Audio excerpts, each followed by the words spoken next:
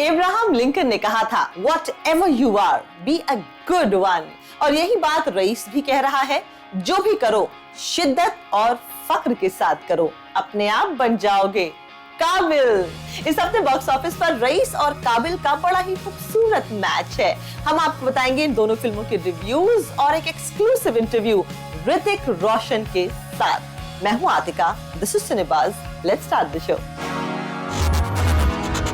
Film Parzania से राहुल ढोलकिया ने यह साबित कर दिया था कि एक फिल्म की कमान उनके हाथ में दी जा सकती है, और इस बार रईस के साथ उनके पास बजट्स भी बड़े हैं और एक्टर्स भी बड़े हैं। और शाहरुख ने फिल्म की इतनी पब्लिसिटी कर दी है कि आप एक बार तो फिल्म देखने जाएंगे ही। हम आपको बताते हैं फिल्म रईस का रिव्यू। बनिएगा दिमाग, मियां भाई की डेयरिंग। रईस फिल्म में निर्देशक राहुल ढोलकिया ने एक बहुत ही खूबसूरत जोड़ी बनाई है। शाहरुख और माहिरा की नहीं, शाहरुख खान और नवाजुद्दीन सिद्दीकी के बीच चोर पुलिस की जोड़ी। आप पूरी फिल्म इस इंतजार में बिता देते हैं कि superintendent of police Jaydeep Majmudar Raees को कब पकड़ेगा और कैसे। ये फिल्म काफी फिल्मी है। 1970s और 80s में प्रकाश मेहरा, रमेश सिप्पी की फिल्मों की तरह गरीब माँ का बेटा बहुत अमीर बनता है और अपने धंधे को लेकर दीवाना है। फिल्म में शाहरुख की ड्रामेटिक परफॉर्मेंस के सामने नवाजुद्दीन सिद्दीकी की शांत डायलॉग डिलीवरी बहुत अच्छी लगती है। फिल्म में शाहरुख का परफॉर्मेंस बहुत ग्रिपिंग, गुंडों वाली बॉडी लैंग्वेज और रोमांटिक इमेज से बिल्कुल अलग। फिल्म अपने आखिरी आधे घंटे में थोड़ा खिंचती है, मगर पैसा वसूल फिल्म है। रिश्ते सिनेप्लेक्स फिल्म रईस को देता है 3.5 थम्स अप। उंगलियां तराश दूं मगर आदतन तेरा नाम लिखेंगी। कुछ रिलेशनशिप्स में एक दूसरे को देखने की जरूरत नहीं पड़ती। फिल्म काबिल इसी पर बेस्ड है। इसमें एम्पैथी भी है, इसमें रोमांस भी है और इसमें रिवेंज भी है। संजय गुप्ता ने डायरेक्ट की है और इसमें स्लम डॉग मिलियनेयर फिल्म से ऑस्कर जीतने वाले रसूल पुकुटी ने इस फिल्म का साउंड डिजाइन किया है। आपको बताते हैं फिल्म काबिल का रिव्यू। कि अब तो मेरी जिंदगी का मकसद ही है कि मैं इतना काबिल बन सकूं कि तुम्हारे हर सपने को पूरा कर पाऊं। फिल्म काबिल ऋतिक के एक्टिंग करियर को एक नई पहचान देती है। संजय गुप्ता की डायरेक्ट की हुई ये फिल्म उनकी बाकी फिल्मों की तरह थ्रिलिंग, ग्रिपिंग, एक्शन और क्राइम से भरपूर है। ये फिल्म पूरी तरह ऋतिक रोशन के मासूम लुक्स और उनकी एक्टिंग स्किल्स पर टिकी है। फिल्म का निर्देशन और किरदार 1980 और 90 की याद दिलाते हैं। ऋतिक का अपनी हर फिल्म में खुद को पूरी तरह झोंक देना उनकी हर फिल्म में उनके कैरेक्टर को कन्विंसिंग बना देता है। फिल्म में ऋतिक रोशन और यामी गौतम पर फिल्माया गया मोन अमोर गाना नेत्रहीन लोगों को एक नए अंदाज में दिखाता है। फिल्म में ऋतिक रोशन ने समाज में रह रहे नेत्रहीन लोगों की जिंदगियों की परेशानियों को सामने लाने की खूबसूरत कोशिश की और उसे पूरी शिद्दत के साथ निभाया। इस बात के लिए ऋतिक की तारीफ जरूर होनी चाहिए। रिश्ते सिनेप्लेक्स फिल्म काबिल को देता है 3 थम्स अप।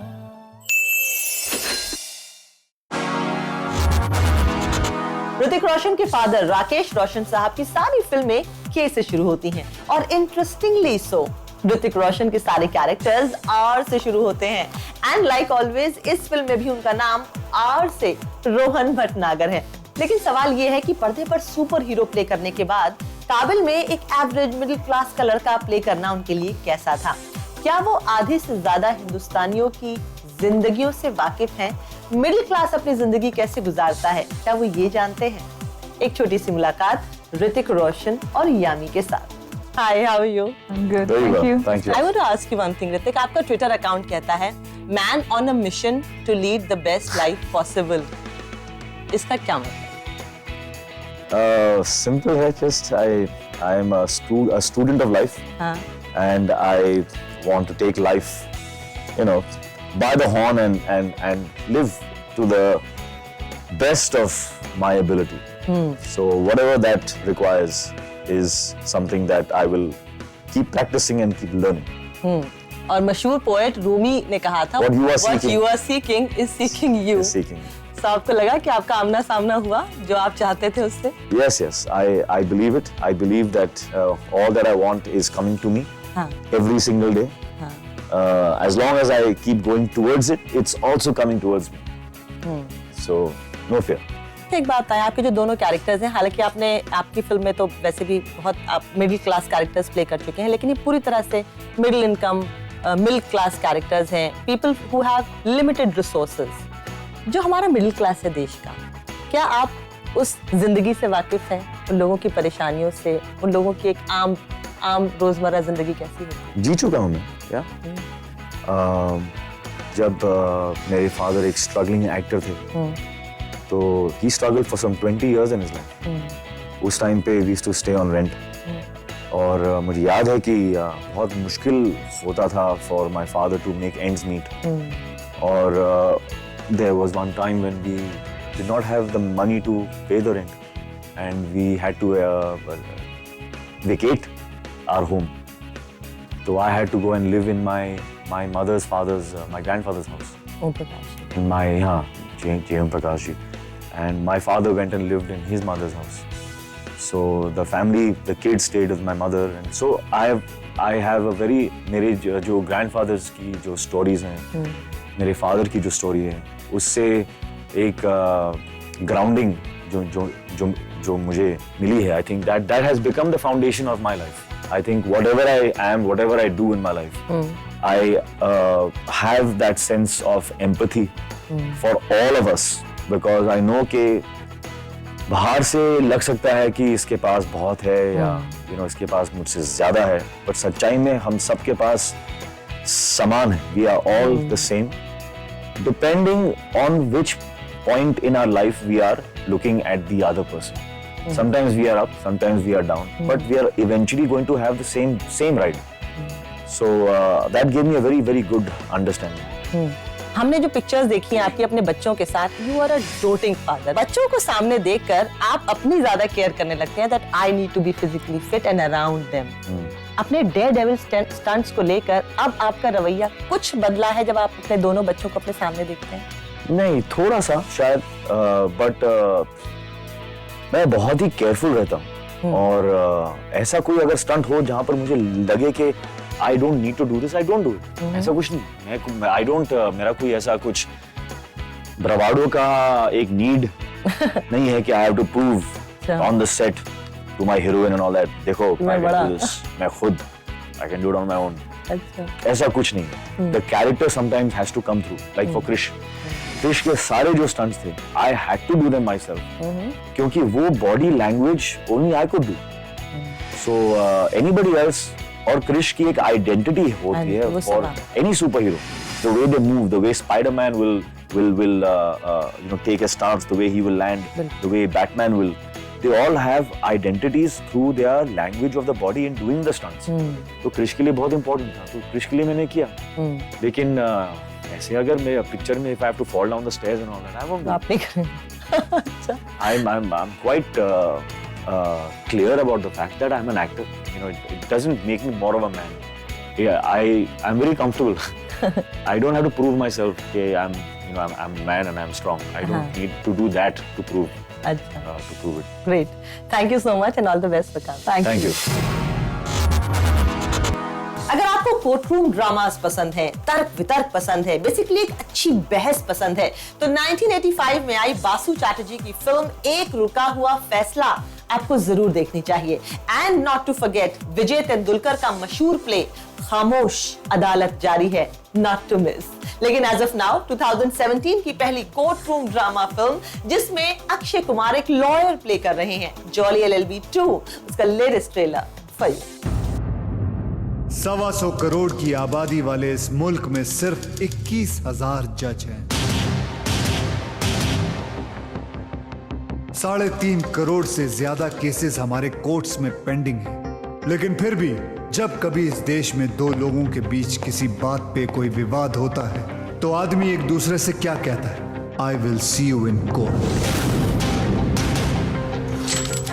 मैंने सारा केस पढ़ा है, बड़ी बेइंसाफी हुई उसके साथ. तू जा और जाके सच को साबित कर दे. केस से जुड़ी हुई कोई भी डिटेल बाहर लीक नहीं होना चाहिए.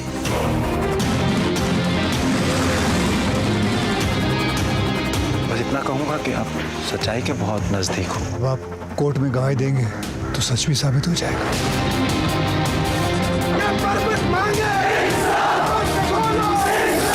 क्या नया फॉर्मूला है माथुर साहब? पेप्सी और प्रमोद अपना फार्मूला बताते नहीं तुम निश्चिंत रहो, कुछ नहीं होगा।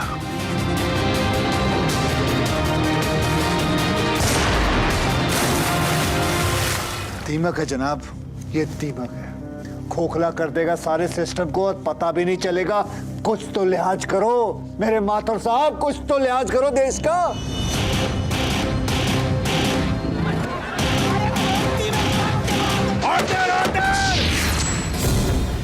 और अब देखिए ट्रेलर फिल्म कमांडो 2 का। नहीं, वो 1985 में आई आर्नोल्ड श्वार्ज़नेगर की फिल्म कमांडो 2 नहीं, बल्कि अपने विद्युत जामवाल की, directed by a very own very famous comic actor Deven Bhojani and produced by Vipul Shah. Well, box office पर बहुत हो गया हा हा ही romance. Now gear up for some action. 9 paratroopers में कमांडो था, कोर्ट मार्शल हुआ था इसका। रूल्स में बिलीव नहीं करता, डेंजरस है।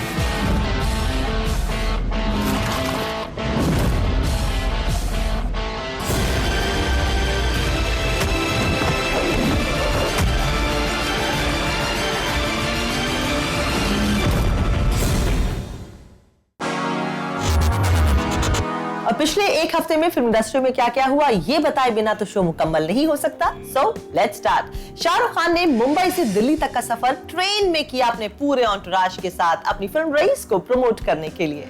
जैकी चैन अपनी फिल्म कुंग फू योगा को प्रमोट करने के लिए मुंबई में है और उनकी मुलाकात सलमान खान से हुई। शाहिद कपूर के ब्रदर ईशान खट्टर बहुत जल्द फिल्मों में अपना डेब्यू करेंगे। टाइगर श्रॉफ बेंगलुरु टाइगर्स के नए को ओनर हो गए हैं। प्रियंका चोपड़ा को मिला उनके करियर का दूसरा People's Choice Award. Priyanka Chopra, thank you so much and this means the world to me. उन्होंने दिग्गजों के साथ अपनी ये पिक्चर पोस्ट की और सुजैन खान ने अपने एक्स हस्बैंड ऋतिक रोशन के सपोर्ट में आते हुए कहा, unbelievable, the best film ever. बहुत ही अच्छी पिक्चर है। इरफान खान ने अपनी अगली फिल्म हिंदी मीडियम का पोस्टर ट्विटर पर सबको दिखाया। शाहिद और अलीगढ़ से पॉपुलर हुए राजकुमार राव ने अपनी अगली फिल्म न्यूटन का पोस्टर ट्विटर पर लॉन्च किया। इस फरवरी से रिश्ते सिनेप्लेक्स पर एवरी सैटरडे शाम 7 बजे देखना मत भूलिए एक ब्लॉकबस्टर फिल्म टेलीविजन पर पहली बार। रिश्ते सिनेप्लेक्स पर हर रविवार दोपहर 1 बजे देखिए अपनी फेवरेट ब्लॉकबस्टर फिल्म बिना किसी ब्रेक के। So that's all in this episode। 26 जनवरी आ चुका है, यानी हमारा रिपब्लिक डे, वो दिन जब हमारा खूबसूरत संविधान लागू हुआ था। You remember ना, We the people of India। हमारी सोशल साइंस की टीचर ने ऐसा रटाया था कि हमको आज तक याद है। तो इस दिन एक भूखे भारतवासी को खाना खिलाएं और देश को साफ सुथरा और प्रगतिशील बनाने में अपना वो कदम उठाएं। अगले हफ्ते फिर मिलेंगे। जय हिंद।